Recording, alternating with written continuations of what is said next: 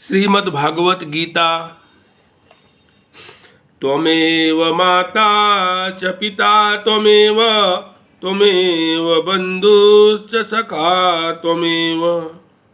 त्वमेव विद्या द्रविणं त्वमेव सर्वं मम देव देव।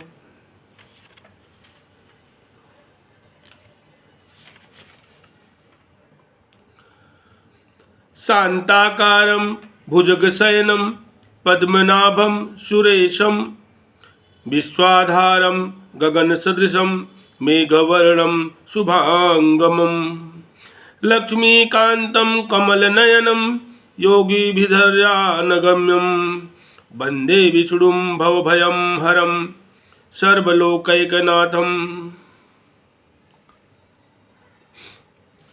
जिनकी आकृति अतिशय शांत है, जो शेषनाग की शैया पर शयन किए हुए हैं, जिनकी नाभि में कमल है, जो देवताओं के भी ईश्वर और संपूर्ण जगत के आधार हैं,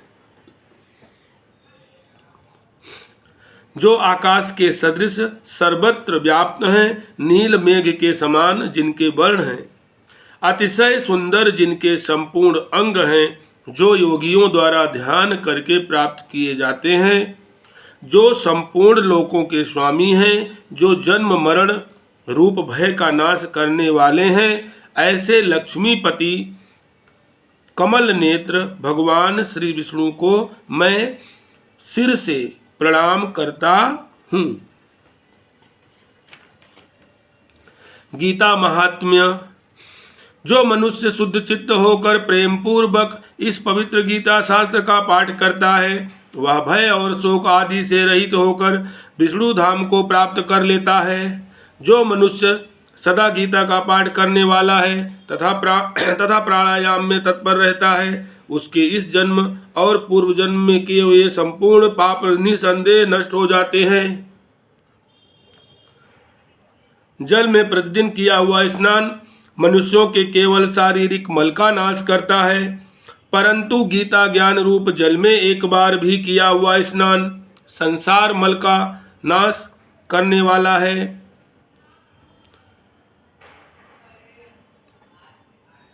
जो साक्षात कमलनाभ भगवान विष्णु के मुख कमल से प्रकट हुई है, उस गीता का ही भली भांति गान करना चाहिए।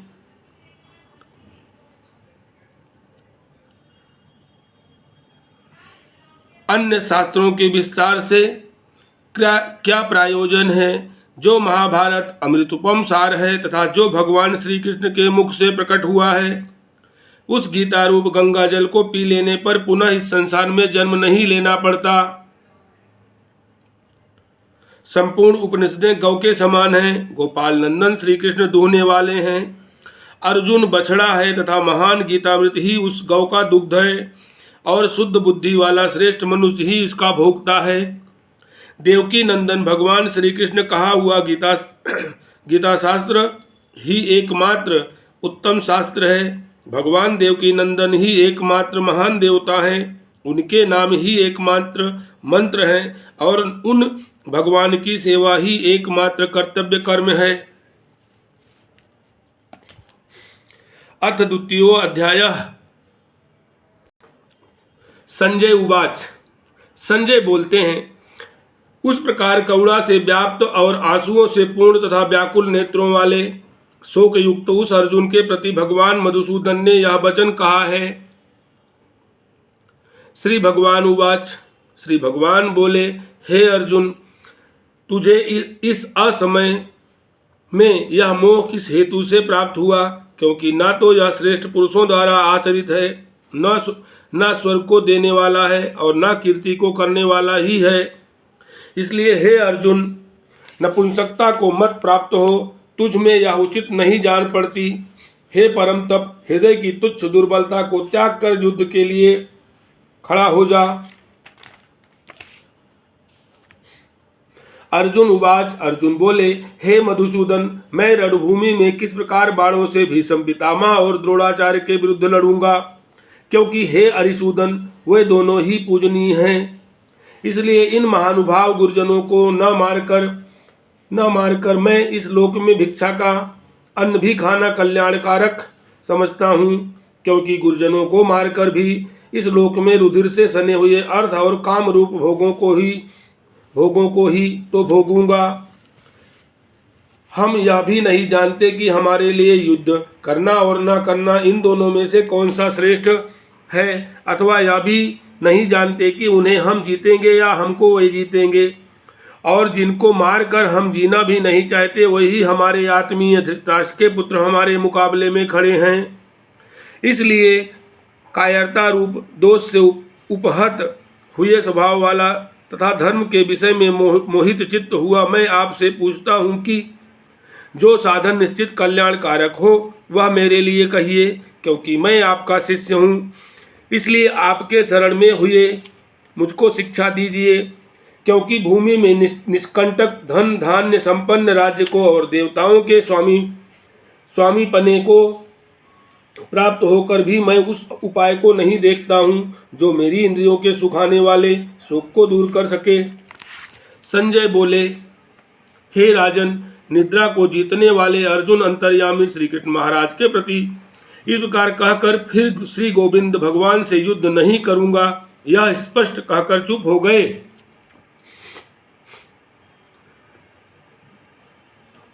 हे भरतवंशी धृतराष्ट्र, अंतर्यामी श्री कृष्ण महाराज दोनों सेनाओं के बीच में शोक करते हुए उस अर्जुन को हंसते हुए से यह वचन बोले।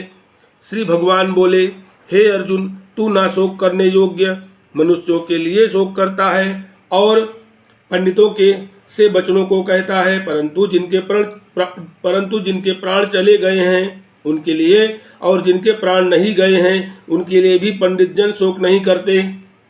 ना तो ऐसा ही है कि मैं किसी काल में नहीं था, तू नहीं था, अथवा ये राजा लोग नहीं थे, और ना ऐसा ही है कि इससे आगे हम सब नहीं रहेंगे। जैसे जीवात्मा की इस देह में बालकपन, जवानी और वृद्धावस्था होती है, वैसे ही अन्य शरीर की प्राप्ति होती है। उस विषय में धीर पुरुष मोहित नहीं होता। हे कुंती पुत्र, सर्दी गर्मी और सुख दुख को देने वाले इंद्रिय और विषयों के संयोग तो उत्पत्ति विनाशशील और अनित्य हैं।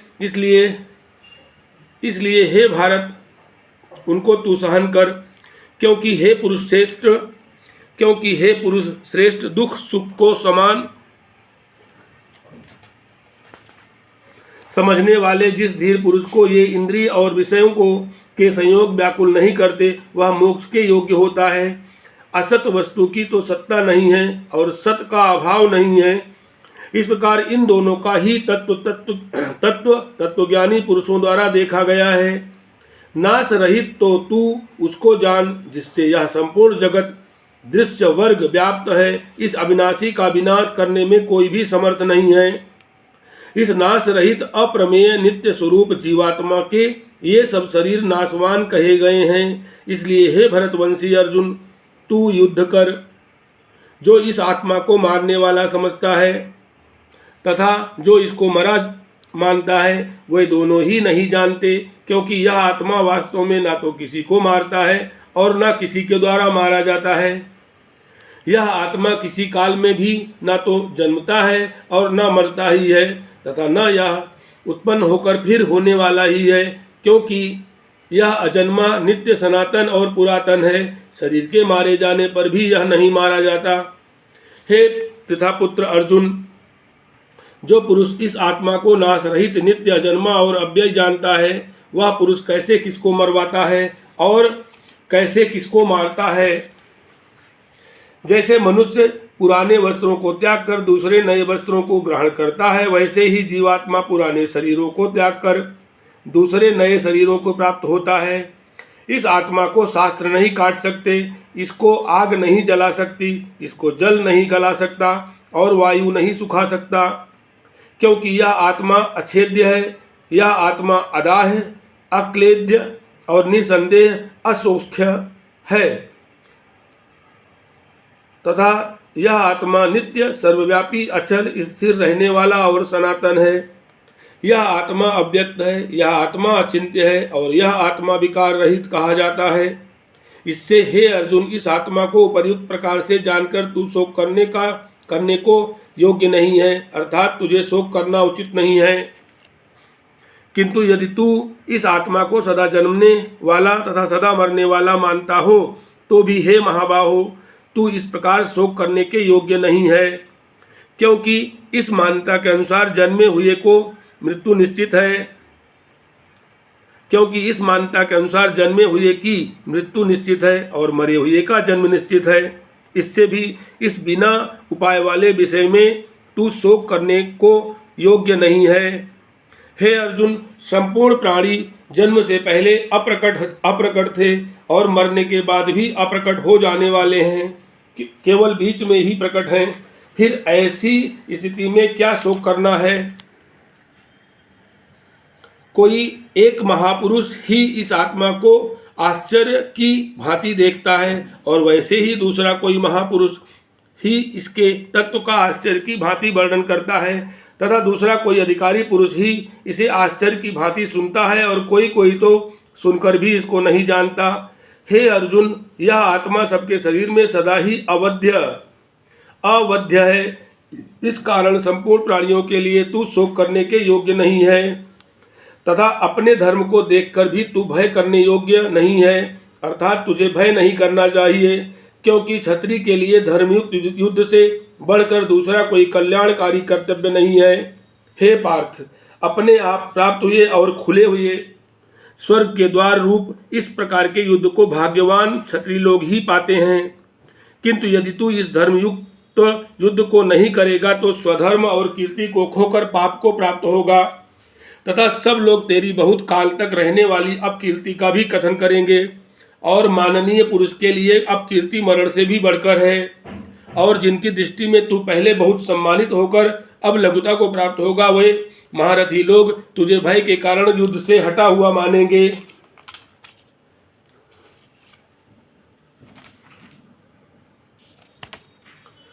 तेरे वैरी लोग तेरी सामर्थ्य की निंदा करते हुए तुझे बहुत से न कहने योग्य वचन भी कहेंगे। उससे अधिक दुख और क्या होगा? या तो तू युद्ध में मारा जाकर स्वर्ग को प्राप्त होगा अथवा संग्राम में जीतकर पृथ्वी का राज्य भोगेगा। इस कारण हे अर्जुन, तू युद्ध के लिए निश्चय करके खड़ा हो जा। जय पराजय, लाभ हानि और सुख दुख को समान समझकर उसके बाद युद्ध के लिए तैयार हो जा। इस प्रकार युद्ध करने से तू पाप को नहीं प्राप्त होगा। हे पार्थ, यह बुद्धि तेरे लिए ज्ञान योग के विषय में कही गई और अब तू इसको कर्म योग के विषय में सुन। जिस बुद्धि से युक्त हुआ तू कर्मों के बंधन को भली भांति त्याग देगा, अर्थात सर्वथा नष्ट कर डालेगा। इस कर्मयोग में आरंभ का अर्थात बीज का नाश नहीं है और उल्टा फलस्वरूप दोष भी नहीं है, बल्कि इस कर्मयोग रूप धर्म का थोड़ा सा भी साधन जन्म मृत्यु रूप महान भय से रक्षा कर लेता है। हे अर्जुन, इस कर्मयोग में निश्चयात्मिका बुद्धि एक ही होती है, किंतु अस्थिर विचार वाले विवेकहीन सुकाम मनुष्यों की बुद्धियां निश्चय ही बहुत भेदों वाली और अनंत होती हैं। हे अर्जुन, जो भोगों में तन्मय हो रहे हैं, जो कर्म फल के प्रशंसक वेद वाक्यों में ही प्रीति रखते हैं, जिनकी बुद्धि में स्वर्ग ही परम प्राप्य वस्तु है और जो स्वर्ग से बढ़कर दूसरी कोई वस्तु ही नहीं है, ऐसा कहने वाले हैं, वे अविवेकी जन इस प्रकार की जिस पुष्पित अर्थात दिखाऊ शोभायुक्त वाणी को कहा करते हैं, जो कि जन्म रूप कर्म फल देने वाली एवं भोग तथा ऐश्वर्य की प्राप्ति के लिए नाना प्रकार की बहुत सी क्रियाओं का वर्णन करने वाली है, उस वाणी द्वारा जिनका चित्त हर लिया गया है, जो भोग और ऐश्वर्य में अत्यंत आसक्त हैं, उन पुरुषों की परमात्मा में निश्चयात्मिका बुद्धि नहीं होती। हे अर्जुन, वेद उपर्युक्त प्रकार से तीनों गुणों के कार्य रूप समस्त भोगों एवं उनके साधनों का प्रतिपादन करने वाले हैं, इसलिए तू उन भोगों एवं उनके साधनों में आसक्तिहीन, हर्ष शोकादि द्वंद्वों से रहित नित्य वस्तु परमात्मा में स्थित योग क्षेम को न चाहने वाला और स्वाधीन अंतःकरण वाला हो। सब ओर से परिपूर्ण जलाशय के प्राप्त हो जाने पर छोटे जलाशय में मनुष्य का जितना प्रयोजन रहता है, ब्रह्म को तत्व से जानने वाले ब्राह्मण का समस्त वेदों से उतना ही प्रयोजन रह जाता है। तेरा कर्म करने में ही अधिकार है, उसके फलों में कभी नहीं। इसलिए तू कर्मों के फल का हेतु मत हो तथा तेरी कर्म न करने में भी आसक्ति न हो। हे धनंजय, तू आसक्ति को त्याग कर तथा सिद्धि और असिद्धि में समान बुद्धि वाला होकर योग में स्थित हुआ। कर्तव्य कर्मों को कर समत्व ही योग कहलाता है। इस समत्व रूप बुद्धि योग से सकाम कर्म अत्यंत ही निम्न श्रेणी का है। इसलिए हे धनंजय, तू समबुद्धि में ही रक्षा का उपाय ढूंढ, अर्थात बुद्धि योग का ही आश्रय ग्रहण कर, क्योंकि फल के हेतु बनने वाले अत्यंत दीन है। समबुद्धि युक्त पुरुष पुण्य और पाप दोनों को इसी लोक में त्याग देता है, अर्थात उनसे मुक्त हो जाता है। इससे तू समत्व रूप योग में लग जा। यह समत्व रूप योग ही कर्मों में कुशलता है, अर्थात कर्म बंधन से छूटने का उपाय है। क्योंकि समबुद्धि से युक्त ज्ञानीजन कर्मों से उत्पन्न होने वाले फल को त्याग कर जन्म रूप बंधन से मुक्त हो निर्विकार परम पद को प्राप्त हो जाते हैं। जिस काल में तेरी बुद्धि मोहरूप दलदल को भली भांति पार कर जाएगी, उस समय तू सुने हुए और सुनने में आने वाले इस लोक और परलोक संबंधी सभी भोगों से वैराग्य को प्राप्त हो जाएगा। भांति भांति के वचनों को सुनने से विचलित हुई तेरी बुद्धि जब परमात्मा में अचल और स्थिर ठहर जाएगी, तब तू योग को प्राप्त हो जाएगा, अर्थात तेरा परमात्मा से नित्य संयोग हो जाएगा। अर्जुन उवाच, अर्जुन बोले, हे केशव, समाधि में स्थित परमात्मा को प्राप्त हुए स्थिर बुद्धि पुरुष का क्या लक्षण है? वह स्थिर बुद्धि पुरुष कैसे बोलता है, कैसे बैठता है और कैसे चलता है? श्री भगवान उवाच, श्री भगवान बोले, हे अर्जुन, जिस काल में यह पुरुष मन में स्थित संपूर्ण कामनाओं को भली भांति त्याग देता है और आत्मा से आत्मा में ही संतुष्ट रहता है, उस काल में वह स्थित प्रज्ञ कहा जाता है। दुखों की प्राप्ति होने पर जिसके मन में उद्योग नहीं होता, सुखों की प्राप्ति में जो सर्वथा निष्प्रिय है तथा जिसके राग भय और क्रोध नष्ट हो गए हैं, ऐसा मुनि स्थिर बुद्धि कहा जाता है। जो पुरुष सर्वत्र स्नेह रहित हुआ उस शुभ या अशुभ वस्तु को प्राप्त होकर न प्रसन्न होता है और न द्वेष करता है, उसकी बुद्धि स्थिर है। और कछुआ सब ओर से अपने अंगों को जैसे समेट लेता है, वैसे ही जब यह पुरुष इंद्रियों के विषयों में इंद्रियों को सब प्रकार से हटा लेता है, तब उसकी बुद्धि स्थिर है, ऐसा समझना चाहिए।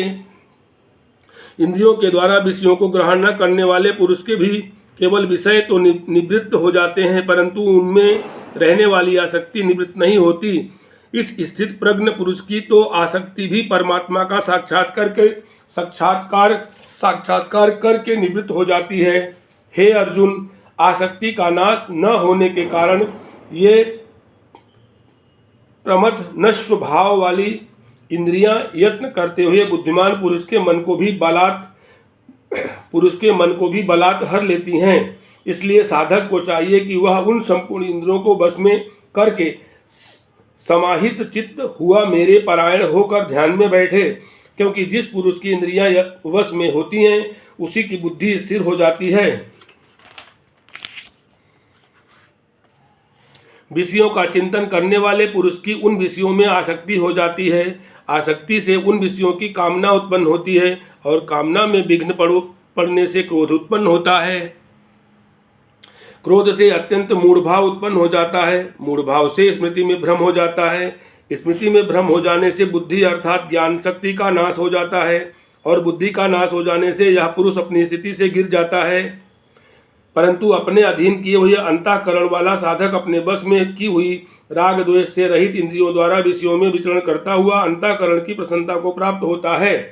अंतःकरण की प्रसन्नता होने पर इसके संपूर्ण दुखों का अभाव हो जाता है और उस प्रसन्न चित्त वाले कर्मयोगी की बुद्धि शीघ्र ही सब ओर से हटकर एक परमात्मा में ही भाली भांति स्थिर हो जाती है। न जीते हुए मन और न इंद्रियों वाले पुरुष में निश्चयात्मिका बुद्धि नहीं होती और उस अयुक्त मनुष्य के अंतःकरण में भावना भी नहीं होती तथा भावनाहीन मनुष्य को शांति नहीं मिलती और शांति रहित मनुष्य को सुख कैसे मिल सकता है? क्योंकि जैसे जल में चलने वाली नाव को वायु हर लेती है, वैसे ही विषयों में विचरती हुई इंद्रियों में से मन जिस इंद्रिय के साथ रहता है वह एक ही इंद्रिय इस आयुक्त पुरुष की बुद्धि को हर लेती है। इसलिए हे महाबाहो, जिस पुरुष की इंद्रियां इंद्रियों के विषयों से सब प्रकार निग्रह की हुई हैं, उसी की बुद्धि स्थिर है। संपूर्ण प्राणियों के लिए जो रात्रि के समान है, उस नित्य ज्ञान स्वरूप परमानंद की प्राप्ति में स्थित प्रज्ञ योगी जानता है। और जिस नाशवान सांसारिक सुख की प्राप्ति में सब प्राणी जागते हैं, परमात्मा के तत्व को जानने वाले मुनि के लिए वह रात्रि के समान है। जैसे नाना नदियों के जल सब ओर से परिपूर्ण अचल प्रतिष्ठा वाले समुद्र में उसको विचलित न करते हुए ही समा जाते हैं, वैसे ही सब भोग जिस स्थित प्रज्ञ पुरुष में किसी प्रकार का विकार उत्पन्न किए बिना ही समा जाते हैं, वही पुरुष परम शांति को प्राप्त होता है, भोगों को चाहने वाला नहीं। जो पुरुष संपूर्ण कामनाओं को त्याग कर ममता रहित, अहंकार रहित और स्पृहार रहित हुआ विचरता है, वही शांति को प्राप्त करता है, अर्थात वह शांति को प्राप्त है। हे अर्जुन, यह ब्रह्म को प्राप्त हुए पुरुष की स्थिति है। इसको प्राप्त होकर योगी कभी मोहित नहीं होता और अंत काल में भी इस ब्राह्मी स्थिति में स्थित होकर ब्रह्मानंद को प्राप्त हो जाता है। अथ श्री द्वितीयो अध्यायः समाप्तः।